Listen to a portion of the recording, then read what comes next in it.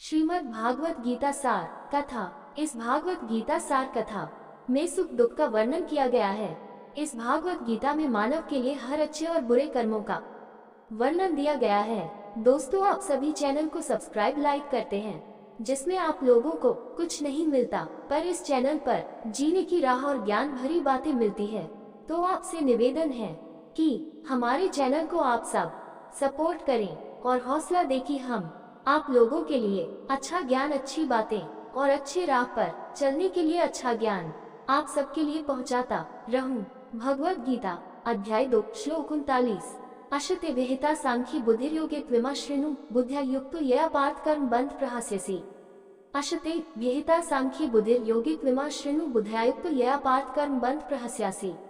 अश अब तक ते तुम्हें अभिहिता समझाया गया सांख्य विश्लेषणात्मक ज्ञान से, बुद्धि योगी बुद्धि के योग से तू सचमुच इमाम ये श्रेणिनु सुनो बुद्धिया समझकर युक्त एकजुट यया जिससे पार्थ प्रथा के पुत्र अर्जुन कर्म बंधन कर्म का बंधन प्रहस्यासी तुम्हें मुक्ति मिल जाएगी।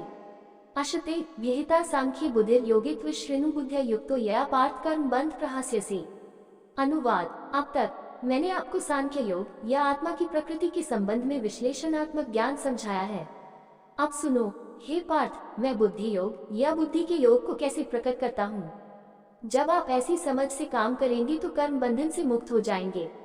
सांख्य शब्द सान धातु से बना है, जिसका अर्थ है पूर्ण, और ख्या जिसका अर्थ है जानना। तो सांख्य का अर्थ है किसी चीज का संपूर्ण विश्लेषणात्मक ज्ञान। सांख्य दर्शन, जो भारतीय दर्शन के 6 दार्शनिक ग्रंथों में से एक है, ब्रह्मांड में संस्थाओं की एक विश्लेषणात्मक गणना करता है। इसमें 24 संस्थाओं को सूचीबद्ध किया गया है। पंच महाभूत पृथ्वी, जल, अग्नि, वायु और आकाश, पंच तन्मात्रा पदार्थ के 5 अमूर्त गुण स्वाद, स्पर्श, गंध, ध्वनि और दृष्टि, पंच कर्मेंद्रिय, 5 कार्यशील इंद्रियां, पंच ज्ञानेंद्रिय, 5 ज्ञान इंद्रियां, मन, अहंकार, महान के विकास से बनी इकाई, महान प्रकृति के विकास से बनी इकाई, प्रकृति भौतिक ऊर्जा का मौलिक रूप। इनके अलावा पुरुष या आत्मा है, जो प्रकृति का आनंद लेने की कोशिश करती है और उसमें बंध जाती है। श्री कृष्ण ने अभी अर्जुन को सांख्य का दूसरा रूप समझाया है, जो अमर आत्मा का विश्लेषणात्मक ज्ञान है। अब वह कहते हैं कि वह पुरस्कार की इच्छा के बिना काम करने का विज्ञान प्रकट करने जा रहे हैं। इसके लिए कर्मों के फल से वैराग्य की आवश्यकता होती है। ऐसी वैराग्य बुद्धि से विवेक का अभ्यास करने से आती है। इसलिए श्री कृष्ण ने दिलचस्प रूप से इसे बुद्धि योग या बुद्धि का योग कहा है।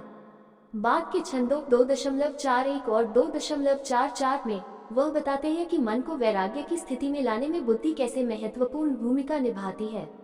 भगवत गीता अध्याय 2 श्लोक 40।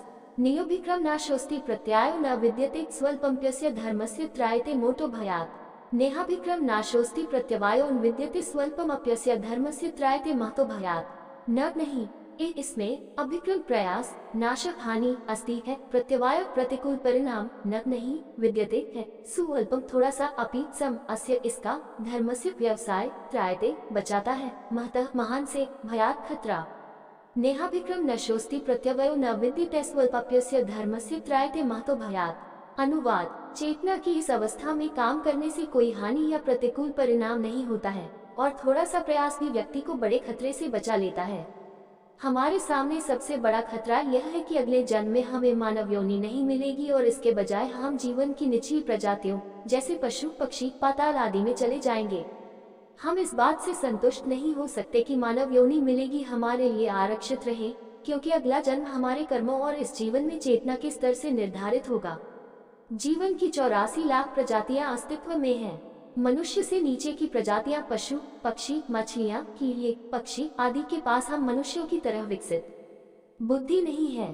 फिर भी वे खाना, सोना, बचाव और संभोग जैसी सामान्य गतिविधियां भी करते हैं।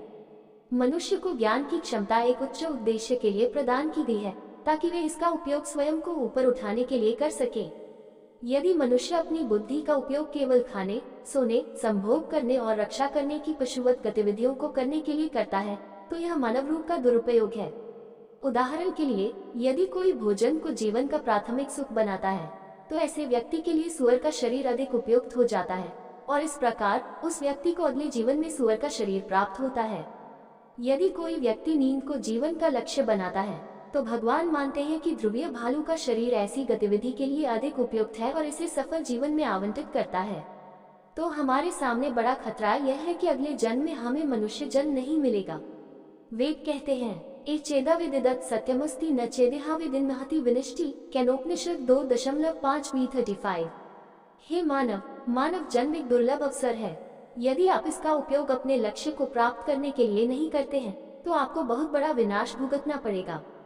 फिर वे कहते हैं, एचेदशकात् बोधुं प्रक्षरीरस्य विश्वस्तः सर्गेषु लोकेषु शरीरत्वया कल्पते, कठोपनिषद 2.3.4b36। यदि आप इस जीवन में ईश्वर प्राप्ति के लिए प्रयास नहीं करते हैं तो आप कई जन्मों तक 84 लाख योनियों में घूमते रहेंगे।